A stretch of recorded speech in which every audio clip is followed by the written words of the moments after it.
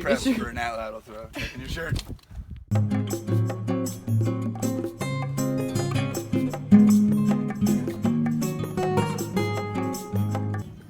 My name's Derek Rothy. I'm the park ranger here at Lone Pine State Park. Here today to talk to you about the Atlatl. Not many people know what an Atlatl is. Together, these two pieces are what is commonly known as the Atlatl ATL. They were used up to about 17,000 years ago to hunt and also in war. They're a 6-foot dart put together with a throwing mechanism that is shoved into the nock of the dart, and with pressure was able to throw this farther and harder. Here at Lone Pine we have one of the only public archery ranges, and so it's interesting to have one of these around where you can kind of see what it was like well before what traditional hunters use as a bow and arrow.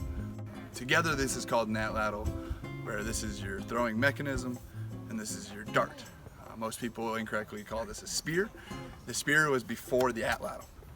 So the dart, as the top, you'll notice in the top is a nock, or a place to throw the Atlatl mechanism or the tooth to go into the end of the dart to actually propel this. Following down the dart, you will have fletchings, or what would have been at the time feathers, used to help with accuracy of your dart. Normally these were made out of river cane. Bamboo was a big one, but here in the Americas they wouldn't have it. Red oyster dogwood was a really common one here. They normally average between 6 to 7 feet, going all the way down to the end, where here you'll see a more traditional field point, where back when they didn't have this, they were using classic arrowheads. The sizes and shapes all depended on the size of your arrow. And the bigger your dart or bigger your spear were, the bigger that your field point were going to be, or your tip was going to be. To be able to throw a dart, you would have one of these as well. One of the first ones ever found was actually a antler that was perfectly curved. A perfect size of these would be the length of your arm, from your middle finger all the way up to your shoulder. Also, these darts, the feathers and everything that was used to tie in, these would actually be really decorative and full of beads, jewelry, different things like that. This would always be decorated as well, just kind of giving it more of a personal touch.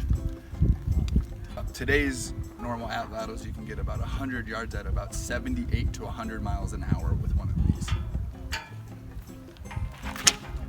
Once they figured out that you could throw a branch, or the first one that we have found is an antler behind a dart, you were able to throw these farther and harder, and you could do more damage from further. Also giving you the first reloaded hunting equipment.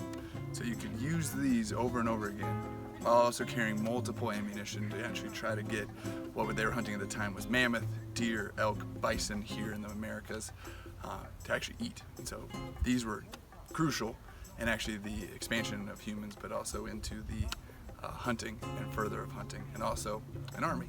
When you started with the rock, moved into a spear, then became the Atlatl. After this came bows and arrows, and we've then progressed into the current day rifles to hunt with. But when you're out hunting this year and you look back at some of the traditions of hunting and who is using what and how did we get to where we were, you can have a little bit more appreciation for how easy we have it compared to how they used to have it.